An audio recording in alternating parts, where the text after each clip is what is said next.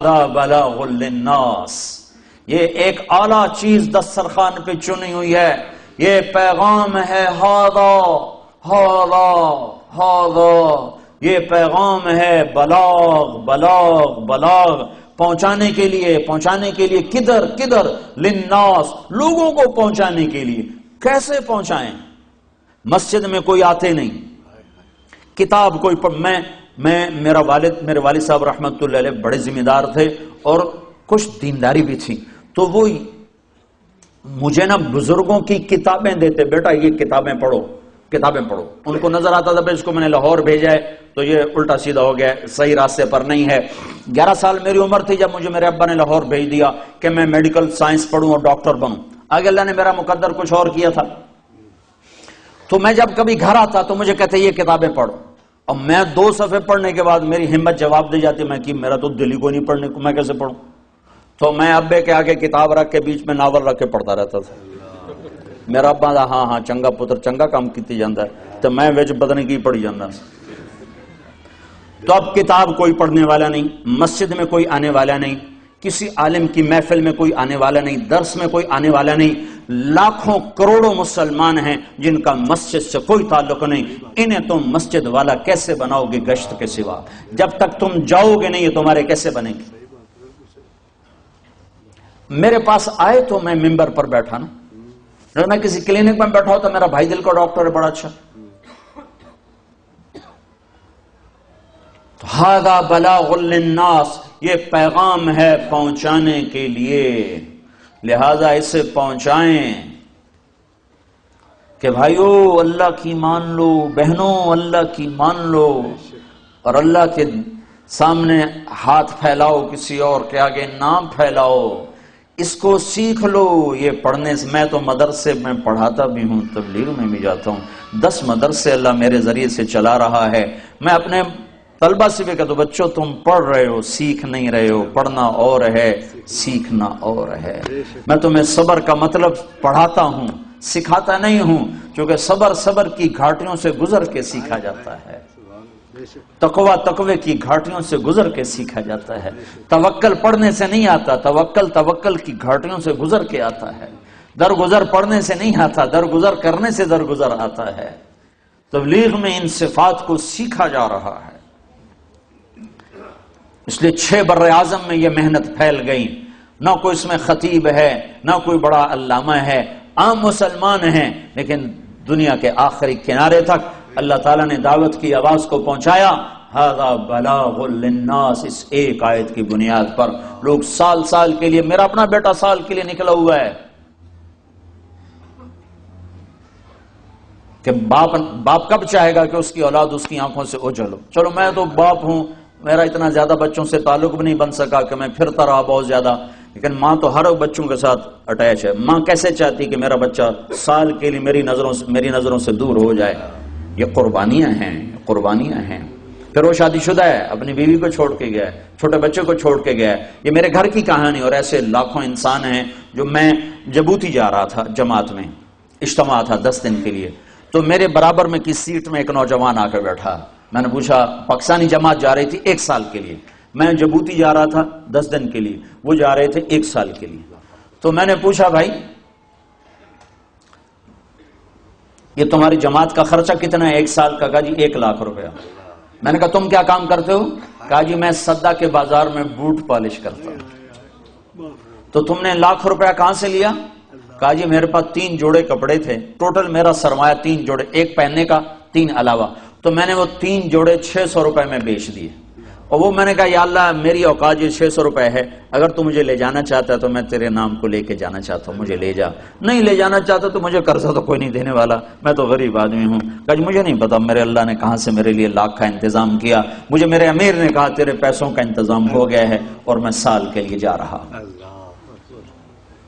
یہ عجیب و غریب نمونہ وجود میں ہے کہ اپنی جیب پر زد ڈال کے اپنے بھی بچوں کو چھوڑ کر 4 مہینے سال کے لیے دور دراز ملکوں میں جانا، کہ ایک آدمی میرے اس سفر میں کوئی ایک نوجوان نمازی بن جائے، کوئی ایک نوجوان کسی ایک سنت پہ عمل کر لے تو میرے سارے سفر کی قیمت ادا ہوگی۔ کہ اللہ کے نبی کا ایک ایک طریقہ ساتوں زمین آسمان سے زیادہ قیمتی ہے۔ تو ھذا بلاغ للناس، یہ قرآن کا دسترخوان ہے جس پر ایک اعلیٰ کھانا چنا ہوا ہے جسے آج امت کھانے کو تیار نہیں، کہ یہ بھی بچے چھوڑ کے جانا کہاں لکھا ہوا ہے؟ میں نے کہا جہاں لکھا وہاں تم پڑھتے ہی نہیں، جہاں لکھا وہاں تم پڑھتے ہی نہیں، پڑھو تو تمہیں پتہ چل جائے کہ کہاں لکھا ہوا ہے، جہاں لکھا ہے وہاں تم پڑھتے نہیں ہو۔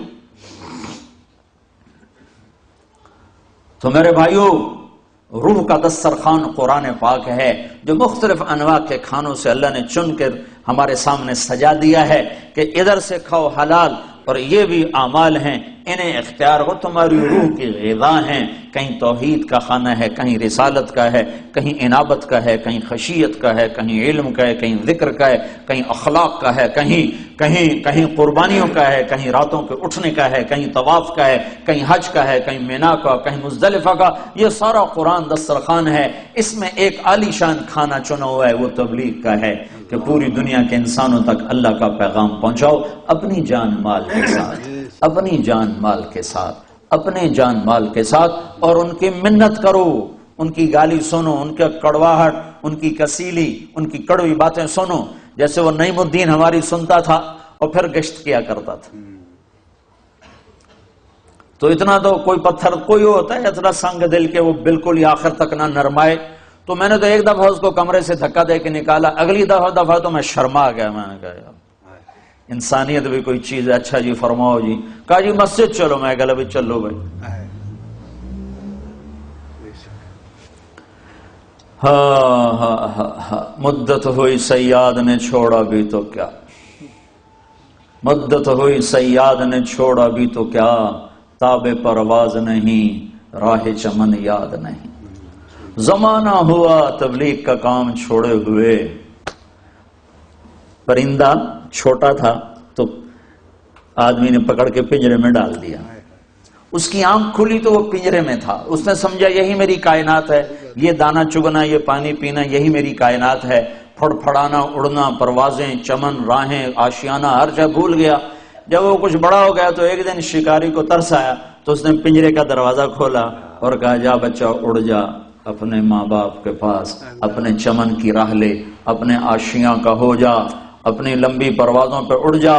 تو وہ کہتا ہے تاب پرواز نہیں راہ چمن یاد نہیں، میں تو اڑ نہیں سکتا، میں تو اڑنا بھول چکا ہوں، اور اگر میں اڑ لوں تو مجھے اپنے گھر کی خیر خبر نہیں، میں کس چمن کا پکڑا ہوا ہوں، میں کس آشیاں سے اٹھایا گیا ہوں، مجھے تو یاد نہیں ہے۔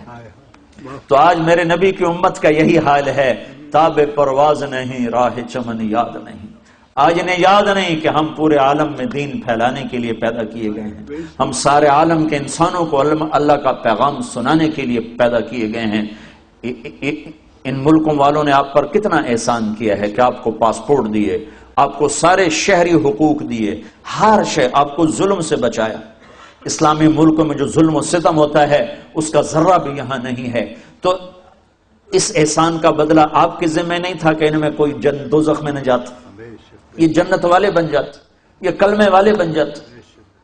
چلو ان کو چھوڑو، جو اپنے ہی نوجوان نسل یہاں غافل ہو گئی، برباد ہو گئے، یہ اللہ کے والے بن جاتے، اللہ کے دین والے بن جاتے، اللہ کا پیغام لے کر دنیا میں پھرنے والے بن جاتے۔